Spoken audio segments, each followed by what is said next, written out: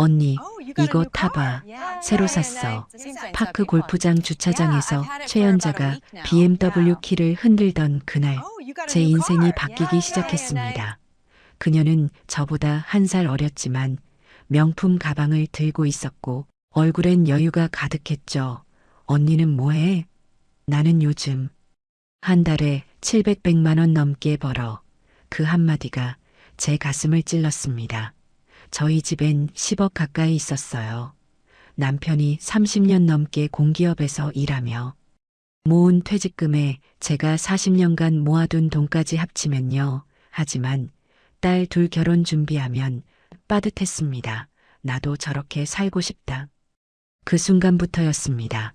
몇 주 만에 저는 10억이 넘는 돈을 모두 잃었고 40년 살던 집을 떠나 월세 빌라로 이사했습니다.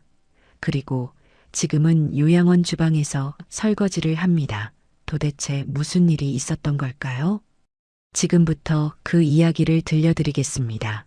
시청 전 구독과 좋아요를 누르시면 로또에 당첨되는 행운이 올 수 있습니다. 그리고 지금 어디에서 시청하고 계신지 댓글로 남겨주세요. 여러분의 이야기도 듣고 싶습니다. 그럼 지금부터 시작되는 이야기 속으로 함께 들어가 볼까요? 저는 김미숙입니다. 올해 61세죠. 남편이 공기업에서 30년 넘게 일하다 작년 말에 정년으로 퇴직했습니다. 그날 이후 우리 집 분위기가 달라졌어요. 아침에 일어나면 남편은 벌써 거실 소파에 앉아 TV를 보고 있었습니다. 리모컨만 누르고 있었죠. 제가 부엌에서 아침 준비를 해도 인사 한마디 없었어요. 그저 화면만 바라보고 있었습니다. 여보, 오늘 뭐 할 거야? 제가 조심스럽게 물었습니다. 글쎄, 도서관이나 갈까? 남편의 목소리엔 힘이 없었어요. 예전엔 새벽같이 나가서 밤늦게 들어왔는데 이젠 하루 종일 집에만 있었습니다. 갈 곳이 없으니까요. 할 일이 없으니까요. 밥을 먹는 내내 우리는 말이 없었습니다. TV 소리만 거실에 울렸죠. 40년을 함께 살았는데 왜 이렇게 어색할까요? 숨이 막혔습니다. 저는 집을 나와 파크 골프장으로 갔어요. 거기서라도 숨을 쉬고 싶었습니다. 파크 골프는 몇 년 전부터 시작했는데 요즘은 거의 매일 나갔습니다. 집에만 있으면 답답해서 못 살 것 같았거든요. 그날도 파크 골프장에 갔을 때 최연자를 만났습니다. 그녀는 저보다 한 살 어린 60세였어요. 우리는 석 달 전쯤 파크 골프장에서 처음 만나 친해졌습니다. 그런데 그날 동생이 달라 보였어요. 옷차림이 예뻤고 가방도 명품처럼 보였습니다. 귀걸이도 반짝였죠. 언니, 오늘 기분 좋아 보이네. 제가 말했습니다. 맞아. 요즘 정말 좋아. 동생이 웃으며 대답했어요. 그 웃음이 왠지 여유로워 보였습니다. 전엔 보지 못했던 여유였죠. 라운딩을 마치고 주차장으로 가는데 최연자가 BMW 차 키를 꺼냈습니다. 언니, 이거 타봐. 새로 샀어. 제 가슴이 철렁했어요. 우리 집은 10년 된 국산차였는데 최연자는 새 차를 샀다고 했습니다. 그것도 외제차를요. 좋겠다. 남편이 사줬어? 제가 물었습니다. 아니, 내가 번 돈으로 샀지. 동생이 자랑스럽게 말했어요. 언니는 뭐해? 나는 요즘 한 달에 700만 원 넘게 벌어. 그 한마디가 제 가슴을 찔렀습니다. 한 달에 700만 원이요. 저는 40년을 전업주부로 살았습니다. 한 번도 제 돈을 벌어본 적이 없었어요. 남편 월급으로 살림만 꾸려왔죠. 그런데 최연자는 한 달에 700만 원을 번다고 했습니다. 제가 물었습니다. 무슨 일 하는데? 나중에 얘기해 줄게. 언니도 할 수 있어. 동생이 웃으며 말했어요. 집으로 돌아오는 길에 제 마음이 무거웠습니다. 최연자의 밝은 얼굴이 계속 떠올랐어요. 명품 가방, 새 차, 여유로운 미소. 저는 왜 저렇게 못 살까요? 집에 들어서니 남편은 또 소파에 누워 있었습니다. TV만 보고 있었죠. 그날 밤 저는 통장을 확인했습니다. 남편 퇴직금에 제가 40년간 모아둔 돈, 아들이 준 전세금, 시어머니, 유산까지 합치면 10억 가까이 됐어요. 많은 돈이었습니다. 하지만 저는 불안했어요. 은행 이자는 너무 적었고, 연금은 두 사람 합쳐 한 달에 220만 원 정도였습니다. 게다가 큰딸이 내년이면 30인데 결혼 준비를 해야 했어요. 둘째 딸도 곧 결혼할 나이였죠. 각각 5천만 원씩 준다면 1억이 필요했습니다. 그러면 남는 건 9억. 우리 둘이 30년을 살려면 부족했어요. 의료비도 들고 생활비도 들고 저는 거울을 봤습니다. 61세 제 얼굴이 비쳤어요. 주름이 많았고 피부도 칙칙했습니다. 최연자는 화사했는데 저는 왜 이렇게 초라할까요? 40년을 남편 뒤에서만 살았습니다. 살림만 하고 아이들만 키웠죠. 한 번도 제 이름으로 뭔가를 해본 적이 없었어요. 나도 뭔가 해내고 싶다. 거울 속 제 눈을 보며 생각했습니다. 나도 저렇게 살고 싶다. 동생처럼 여유롭게 웃고 싶었고, 딸들한테 좋은 엄마가 되고 싶었습니다. 남편한테도 나도 할 수 있어 보여주고 싶었죠. 그날 밤 잠이 오지 않았습니다. 천장을 보며 계속 생각했어요. 동생은 한 달에 700만 원을 번다고 했습니다. 1년이면 8천만 원이 넘었죠. 은행 이자보다 훨씬 많았습니다. 혹시 저도 할 수 있을까요? 눈을 감았지만 잠은 오지 않았습니다. 일주일 후 저는 다시 파크 골프장에 갔습니다. 동생이 먼저 손을 흔들었어요. 언니 여기. 그녀는 오늘도 밝았습니다.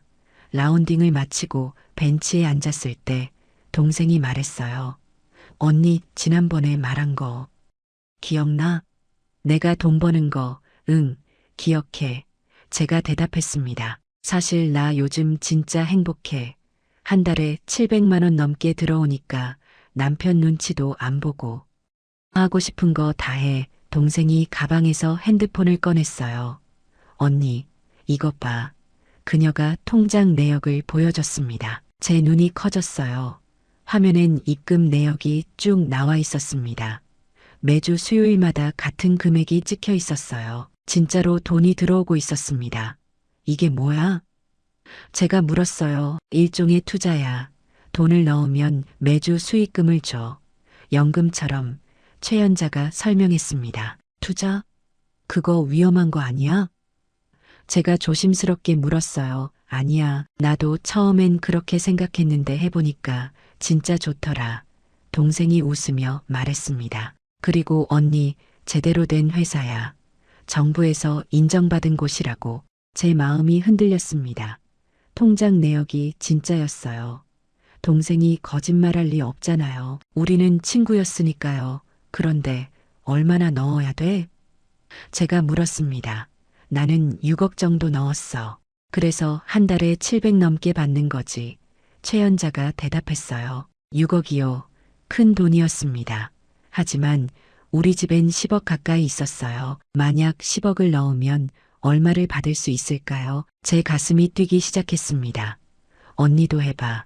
우리 나이에 이렇게 돈 벌 기회 다신 없어. 동생이 제 손을 잡았어요. 그런데 남편한테 말해야 하잖아. 제가 망설였습니다. 언니, 솔직히 말하면 남자들은 이런 거 반대만 해. 안전한지 뭔지 따지기만 하고. 동생이 말했어요. 나도 우리 남편한테 처음엔 안 말했어. 석 달 받고 나서 말했지. 그땐 좋아하더라고. 그 말이 제 마음을 움직였습니다. 남편 몰래 제 돈을 벌 수 있다는 생각. 나중에 수익 나면 그때 말하면 되잖아요. 그런데 어떻게 시작하는 거야? 제가 물었습니다. 다음 주에 설명회가 있어. 같이 갈래? 거기 가서 직접 들어보고 결정해. 최연자가 제안했어요. 설명회? 응, 회사에서 하는 거야. 투자 방법이랑 수익 구조 설명해 주는 거지. 부담 없이 그냥 구경만 하는 거야. 동생이 웃으며 말했습니다. 저는 망설였어요. 하지만 호기심이 생겼습니다. 그럼 한번 가볼게. 제가 대답했습니다. 잘 결정했어. 언니 후회 안 할 거야. 동생이 환하게 웃었어요. 그날 집으로 돌아오는 길에 가슴이 두근거렸습니다. 기대 반 불안 반이었죠. 현관문을 열고 들어서니 남편이 또 소파에 앉아 있었어요. 어디 갔다 와? 파크 골프 다녀왔어. 저는 더 이상 말하지 않았습니다. 저녁을 준비하며 생각했어요. 만약 10억을 넣으면 한 달에 얼마를 받을 수 있을까요? 1,000만 원쯤 될까요? 그러면 연금이랑 합쳐서 한 달에 1,200만 원이 넘었습니다. 그 정도면 딸들 결혼 준비도 넉넉하게 할 수 있고 우리도 여유롭게 살 수 있었죠. 그날 밤에도 잠이 오지 않았습니다. 최연자의 통장 내역이 계속 떠올랐어요. 진짜로 돈이 들어오고 있었습니다. 매주 수요일마다요. 제가 왜 못하겠어요. 저도 할 수 있을 것 같았습니다. 일주일 후 동생과 함께 설명회에 가기로 했습니다. 설명회 날이 왔습니다. 저는 아침 일찍 일어나 옷을 골랐어요. 뭘 입어야 할까 고민했죠. 결국 깔끔한 블라우스를 입었습니다. 남편이 물었어요. 어디가? 친구 만나러 가. 저는 거짓말을 했습니다. 남편한테 말하면 반대할 게 뻔했으니까요. 동생과 지하철역에서 만났습니다. 언니, 너무 긴장한 거 아니야? 그냥 구경만 하는 거야. 우리는 서울 도심에 있는 빌딩으로 갔습니다. 8층이었어요. 엘리베이터를 타고 올라가는데 제 가슴이 두근거렸습니다. 문을 열고 들어서니 깔끔한 사무실이 나왔어요. 접수대에 젊은 직원이 앉아 있었고 벽에는 회사 소개 포스터가 붙어 있었습니다. 어서 오세요. 직원이 밝게 인사했어요. 회의실로 안내받았습니다. 벌써 20명 정도가 앉아 있었어요. 대부분 저처럼 60대 어르신들이었습니다. 자리에 앉으니 한 남자가 앞으로 나왔습니다. 40대 초반쯤 되어 보이는 정장 차림이었어요. 안녕하세요. 저는 평경선 이사입니다. 오늘 귀한 시간 내주셔서 감사합니다. 그의 목소리는 부드러웠고 말투도 정중했습니다. 얼굴도 신뢰감이 갔어요. 화면에 자료가 나왔습니다. 여러분, 요즘 같은 시대 연금만으로 살기 힘들죠. 은행 이자는 너무 낮고 주식은 위험하고 편의사가 말했습니다. 제 아버지도 작년에 퇴직하셨는데 연금만으로는 생활이 빠듯하다고 하시더라고요. 그 말에 고개를 끄덕이는 사람들이 많았어요. 그래서 저희가 개발한 상품이 평생연금 플랜입니다. 화면에 수익 구조가 나왔어요. 투자 금액별로 받는 수익이 표로 정리되어 있었습니다. 제 눈이 커졌어요. 10억을 넣으면 한 달에 1,500만 원을 받을 수 있었습니다. 그리고 이건 평생 받으실 수 있습니다. 돌아가시면 가족에게도 상속됩니다. 편의사가 설명했어요. 게다가 원금도 언제든 돌려받을 수 있습니다. 한 할머니가 손을 들었습니다. 근데 이게 안전한 거예요? 요즘 사기가 많다던데요. 당연히 그렇게 생각하실 수 있죠. 편의사가 웃으며 말했어요. 저도 어머니가 계시니까 그런 걱정 너무 잘합니다. 그가 다른 자료를 보여줬습니다. 저희는 금융위원회. 정식 등록된 업체입니다. 여기 등록증 보이시죠? 화면에 서류가 나왔어요. 전국에 여러 지점이 있고 이미 많은 고객님들이 이용하고 계십니다. 화면에 각 지점 사진들이 나왔습니다. 깔끔한 사무실들이었어요. 그리고 저희는 작년에 고용노동부 장관 표창도 받았습니다. 표창장 사진도 나왔습니다. 다음 화면에는 고객 후기들이 나왔어요. 1년째 잘 받고 있습니다. 남편 몰래 용돈 벌어서 너무 좋아요. 걱정 없어졌어요. 실제 고객 사진도 함께 있었는데 얼굴은 모자이크 처리되어 있었습니다. 진짜 같았어요. 혹시 중간에 돈이 필요하면 어떡하죠? 한 남자분이 물었습니다. 언제든지 환불 가능합니다. 원금 전액 보장되고요. 편의사가 대답했어요. 일주일 전까지 통보해 주시면 바로 돌려드립니다. 전혀 걱정하실 필요 없어요. 설명회가 끝나고 동생이 물었습니다. 언니, 어때? 괜찮지? 저는 고개를 끄덕였어요. 생각보다 훨씬 괜찮아 보였습니다. 제대로 된 회사 같았고, 정부에서 인정받은 곳이었고, 사람들도 많이 하고 있었죠. 편의사가 저희에게 다가왔습니다. 두 분 궁금하신 거 있으세요? 저희 언니가 관심 있으신데요. 동생이 말했어요. 어느 정도 규모로 생각하고 계세요? 편의사가 저를 보며 물었습니다. 제가 지금 10억 가까이 있는데요. 제가 조심스럽게 말했어요. 10억이요? 아주 좋으십니다. 편의사가 미소를 지었습니다. 그 정도면 한 달에 1,500만 원 받으실 수 있어요. 은행 이자하고는 비교가 안 되죠. 제 가슴이 뛰었습니다. 한 달에 1,500만 원, 1년이면 1억 8천만 원이었어요. 천천히 생각해 보시고 연락 주세요. 편의사가 명함을 건넸습니다. 급하게 결정하실 필요 없어요. 다만 한 가지만 말씀드리면 이번 달 모집이 곧 마감돼요. 인원 제한이 있거든요. 그 말에 제 마음이 급해졌습니다. 집으로 돌아오는 길에 머릿속이 복잡했어요. 10억을 넣을까 말까 하지만 동생은 이미 6억을 넣고 잘 받고 있었고 설명해도 믿을만 했습니다. 저도 할 수 있을 것 같았어요. 사흘 후 저는 결정했습니다. 은행에 갔어요. 창구 직원에게 10억을 이체하고 싶다고 말했습니다. 금액이 크신 내 투자 목적이신가요? 직원이 물었어요. 네, 제가 알아본 곳이에요. 제가 대답했습니다. 고객님, 이런 큰 금액 이체는 신중하셔야 합니다.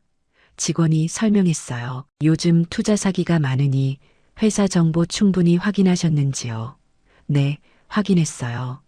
제 친구도 이미 하고 있고 정부 인증받은 곳이에요.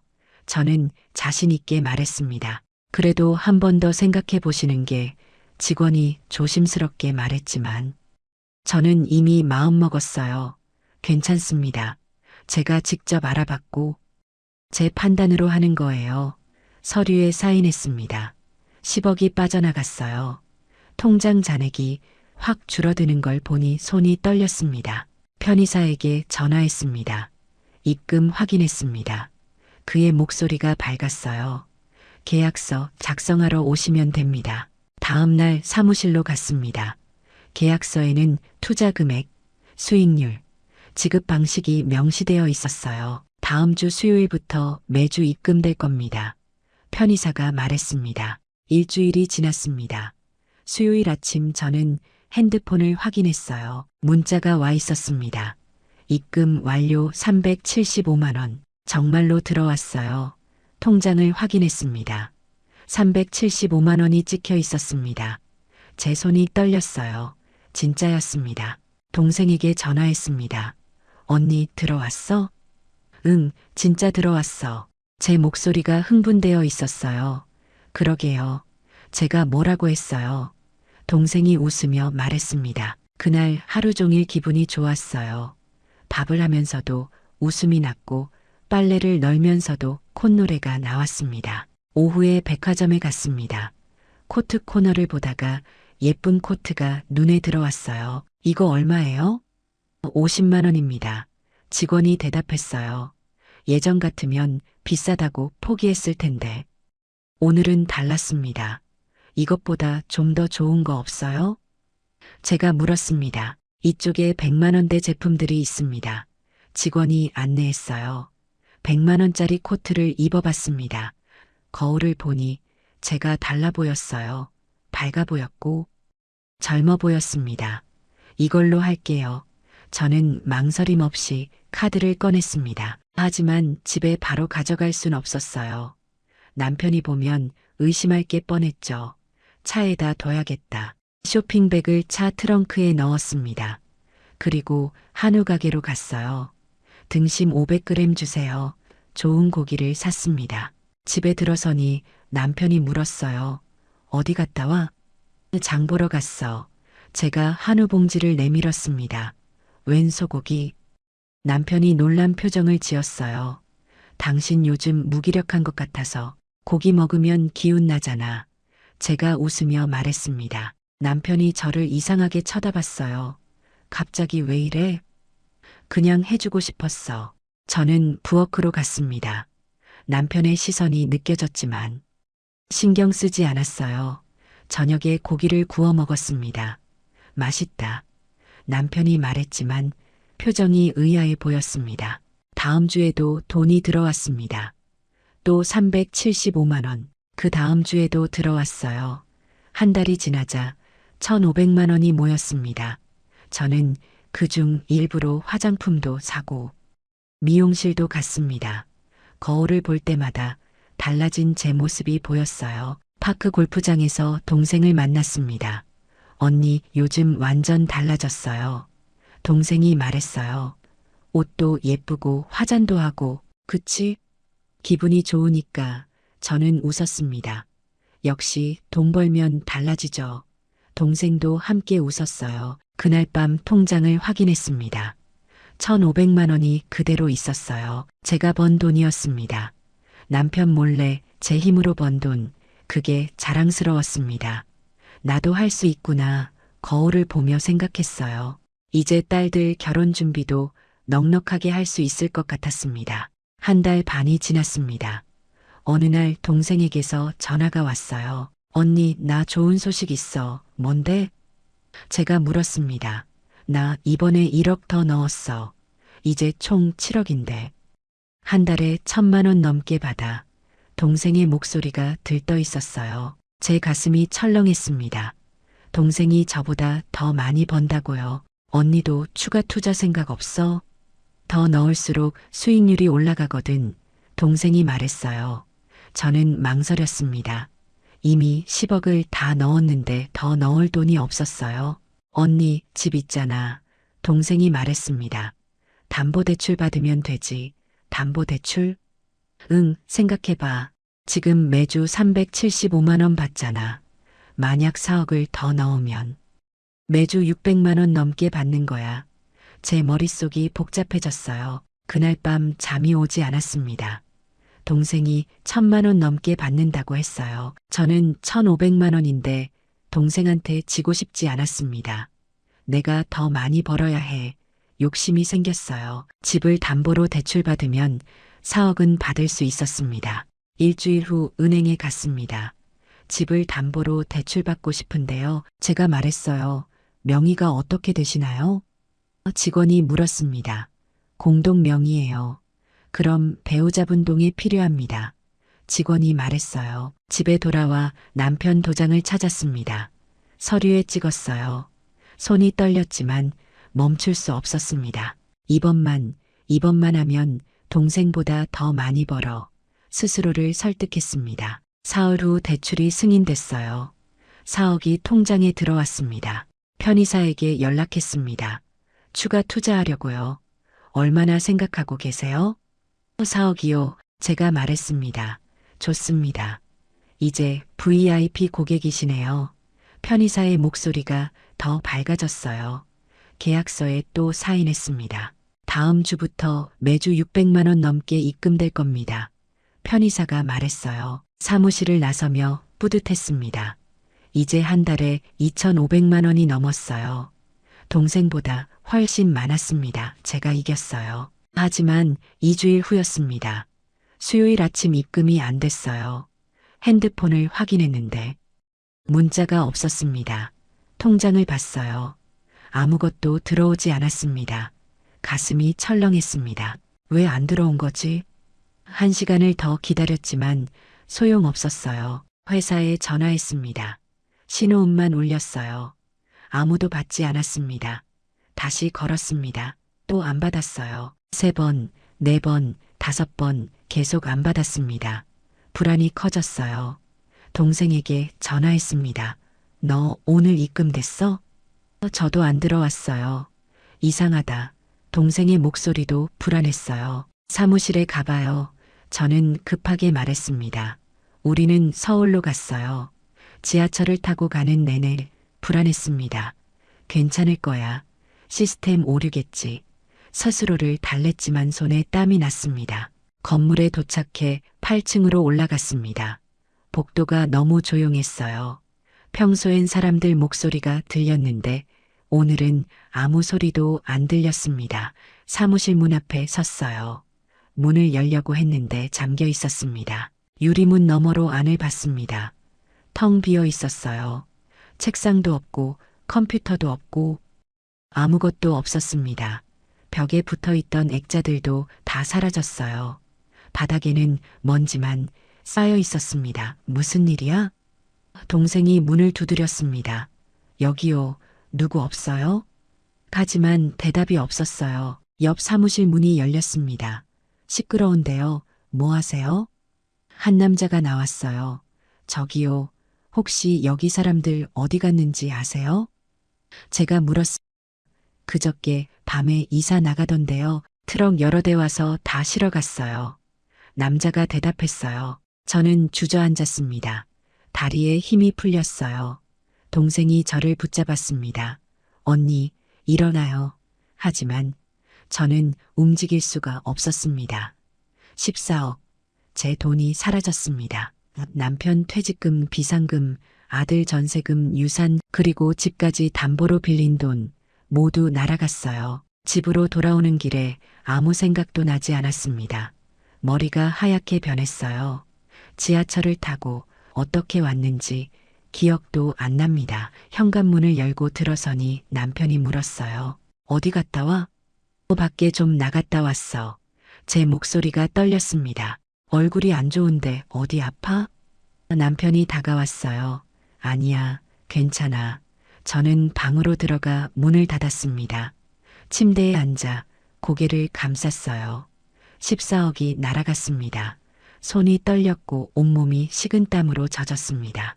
동생에게서 전화가 왔어요. 언니, 저 지금 경찰서 가려고요. 경찰서? 신고해야죠. 이거 완전 사기잖아요. 동생의 목소리도 울먹였습니다. 나도 갈게. 저는 일어났습니다. 경찰서 경제범죄수사대 대기실에는 벌써 수십 명이 앉아 있었어요. 다들 저와 비슷한 나이였습니다. 표정도 비슷했죠. 지치고 절망스러운 얼굴들. 한 할머니가 울고 계셨습니다. 제 전 재산이었어요. 집도 담보로 잡혔어요. 형사가 저를 불렀습니다. 조사실로 들어갔어요. 언제부터 투자하셨습니까? 2달 전부터요. 제가 대답했습니다. 얼마나 넣으셨습니까? 처음에 10억, 그리고 추가로 4억입니다. 형사의 펜이 멈췄어요. 총 14억이네요. 네, 제 목소리가 떨렸습니다. 추가 투자한 4억은 어디서 나온 돈입니까? 집을 담보로 대출받았습니다. 형사가 고개를 끄덕이며 기록했어요. 이 회사 피해자가 아주 많습니다. 벌써 300명 넘게 신고했어요. 돈 찾을 수 있나요? 제가 물었습니다. 솔직히 말씀드리면 아주 어렵습니다. 형사가 난감한 표정을 지었어요. 이미 돈을 해외로 빼돌렸을 가능성이 큽니다. 회수율이 5%도 안 됩니다. 눈앞이 캄캄했습니다. 집으로 돌아왔습니다. 남편은 소파에 앉아 있었어요. 제가 들어서는 소리에 고개를 돌렸습니다. 저는 더 이상 숨길 수 없었어요. 여보, 제가 입을 열었습니다. 미안해 여보. 눈물이 흘렀습니다. 무슨 일이야? 남편이 제 어깨를 잡았어요. 나 투자를 했어. 평생 연금처럼 받을 수 있다고 해서. 투자? 얼마나? 남편의 목소리가 커졌습니다. 14억. 저는 주저앉았습니다. 14억? 남편이 벌떡 일어났어요. 어디서 난 돈이야? 우리 전 재산이랑 집을 담보로. 당신이 미쳤어? 남편의 목소리가 떨렸습니다. 그런데 회사가 사라졌어. 돈을 못 찾을 것 같아. 제가 울먹였습니다. 남편이 주저앉았습니다. 소파에 털썩 앉았어요. 고개를 감쌌습니다. 한참 동안 아무 말이 없었어요. 그 침묵이 더 무서웠습니다. 당신 혼자 결정했어. 남편이 천천히 말했습니다. 왜 나한테 말 안 했어? 말하면 반대할 것 같았어. 제가 대답했습니다. 그래서 혼자 우리 전 재산을 날렸어. 남편이 한숨을 길게 쉬었어요. 30년 넘게 모은 퇴직금, 어머니가 남기신 유산, 아들이 준 전세금, 당신 비상금 다 날렸어. 미안해, 정말 미안해. 저는 울기만 했습니다. 남편이 일어섰어요. 방으로 들어가 문을 닫았습니다. 저는 거실에 혼자 남았습니다. 밤새 잠을 잘 수 없었어요. 다음 날 은행에서 통지서가 왔습니다. 채무불이행 경고, 90일 이내 변제 요구, 불이행 시 담보물 경매 처분, 명확하게 적혀 있었어요. 석 달 안에 4억을 갚아야 했습니다. 어떻게 갚아? 남편이 서류를 식탁에 던졌어요. 방법이 없어. 우리한테 돈이 없잖아. 남편의 목소리가 차가웠습니다. 그럼 집을 잃는 거야? 제가 물었어요. 당신 때문에. 남편이 고개를 끄덕였습니다. 일주일 후 딸 경미에게서 전화가 왔습니다. 엄마 아빠한테 전화했는데 왜 안 받으세요? 바빠서 그래. 제가 대답했어요. 무슨 일 있어요? 목소리가 이상한데 경미가 물었습니다. 경미야, 저는 울음이 터졌어요. 엄마가 잘못했어. 엄마, 왜 그래요? 투자를 했다가 사기를 당했어. 14억이 넘는 돈을 잃었어. 전화기 넘어가 조용해졌습니다. 내가 준 전세금도. 경미의 목소리가 떨렸어요. 미안해, 경미야. 저는 바닥에 주저앉았습니다. 엄마가 정말 미안해. 전화가 끊어졌습니다. 제가 경미한테까지 상처를 줬습니다. 석 달이 지났습니다. 우리 집이 경매로 넘어갔어요. 낙찰가는 3억이었습니다. 대출 4억 중 3억만 갚고 1억이 빚으로 남았죠. 40년을 살던 집을 떠나는 날이었습니다. 짐을 쌌어요. 대부분 버려야 했습니다. 이사하는 날 남편은 한마디도 하지 않았어요. 그저 묵묵히 짐을 날랐습니다. 새 집은 경기도 외곽 빌라였어요. 보증금 500만 원에 월세 40만 원, 방 2개에 화장실 하나, 40년 살던 집에 반도 안 되는 크기였습니다. 첫날 밤 낯선 방에서 잠을 청했어요. 잠은 오지 않았습니다. 옆에서 남편도 뒤척였어요. 여보, 남편이 처음으로 저를 불렀습니다. 미안해. 제가 깜짝 놀랐어요. 남편이 미안하다고 했습니다. 왜요? 제가 미안해하죠. 나도 미안해. 당신도 힘들었을 텐데. 남편이 말했어요. 나는 나만 생각했던 것 같아. 눈물이 났습니다. 여보, 우리 다시 시작해요. 제가 말했습니다. 우리 아직 건강하잖아요. 다음 날 아침 저는 일자리를 찾아보기 시작했습니다. 구인 광고를 봤어요. 근처 요양원에서 주방 보조를 구한다는 광고가 있었습니다. 전화를 걸었어요. 면접 보러 오세요. 다음 날 요양원에 갔습니다. 연세가 어떻게 되세요? 원장님이 물었어요. 61세입니다. 일 힘든데 괜찮으시겠어요? 괜찮습니다. 열심히 하겠습니다. 제가 대답했습니다. 월요일부터 나오세요. 시급 10,000원, 하루 6시간이에요. 감사합니다. 월요일부터 일을 시작했습니다. 아침 7시에 출근해서 오후 1시까지 일했어요. 설거지를 하고 식재료를 다듬고 청소를 했습니다. 힘들었어요. 40년 만에 처음 하는 일이었습니다. 허리가 아팠고 다리가 저렸어요. 하지만 견뎠습니다. 선택의 여지가 없었으니까요. 한 달 후 첫 월급을 받았어요. 120만 원. 평생 처음 제 손으로 번 돈이었습니다. 투자 수익이 아니라 제 땀으로 번 돈, 통장을 보며 울었습니다. 남편도 일을 구했어요. 아파트 경비였습니다. 월 180만 원을 받았어요. 우리 둘이 버는 돈은 300만 원, 연금 220만 원까지 합치면 월 520만 원이었습니다. 월세 40만 원 내고도 480만 원이 남았어요. 예전보다 적었지만 우리는 행복했습니다. 땀 흘려번 돈이었기 때문이에요. 어느 날 저녁 남편과 산책을 했습니다. 여보, 고마워. 제가 말했어요. 당신 덕분에 우리가 다시 일어날 수 있었어. 앞으로도 함께 가. 남편이 제 손을 잡았습니다. 요양원 일이 익숙해졌습니다. 어르신들과도 친해졌어요. 한 할머니가 제 손을 잡으며 말했습니다. 미수가 고마워. 내가 해주는 밥이 제일 맛있어. 그 말에 제 마음이 따뜻해졌어요. 제가 누군가에게 도움이 되고 있었습니다. 석 달이 지났습니다. 우리는 60만 원을 저축했어요. 적은 돈이었지만 뿌듯했습니다. 정직하게 번 돈이었으니까요. 저는 거울을 봤습니다. 호주름이 더 깊어졌지만 눈빛은 달라져 있었어요. 1년 전보다 더 밝았습니다. 6개월이 지났습니다. 경찰 수사는 계속되고 있었지만 진전이 없었어요. 가끔 경찰서에서 연락이 와서 추가 조사를 받았지만 범인들은 여전히 잡히지 않았습니다. 돈도 찾을 가망이 없어 보였어요. 처음엔 매일 경찰서에 전화했습니다. 진행 상황이 어떻게 됐나요? 하지만 매번 같은 대답이었어요. 계속 수사 중입니다. 점점 지쳐갔습니다. 어느 날 남편이 말했어요. 여보, 이제 그만 신경 쓰자. 하지만 우리 돈이, 제가 말했어요. 돌아오지 않을 것 같아. 남편이 제 손을 잡았습니다. 그것보다 앞으로 우리 인생이 더 중요해. 이미 지나간 일에 매달리면 앞으로 나아갈 수 없어. 남편 말이 맞았어요. 그날 이후 저는 마음을 바꿨습니다. 잃어버린 돈을 생각하는 대신 오늘 하루를 열심히 사는데 집중했어요. 요양원 일을 하면서 어르신들을 정성껏 모셨고 남편과 저녁 산책을 하며 소소한 행복을 느꼈습니다. 속죄하는 마음으로 살았어요. 제 욕심과 어리석음이 가족에게 상처를 줬으니까요. 하루하루 성실하게 일하고 정직하게 살았습니다.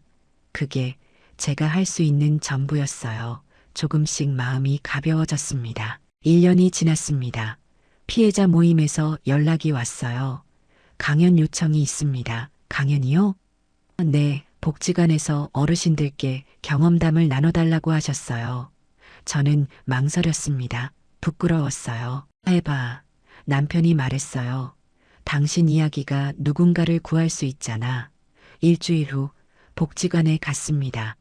10명 정도의 어르신들이 앉아 계셨어요. 저는 마이크를 잡고 말했습니다. 안녕하세요. 저는 김미숙입니다. 1시간 동안 제 이야기를 했어요.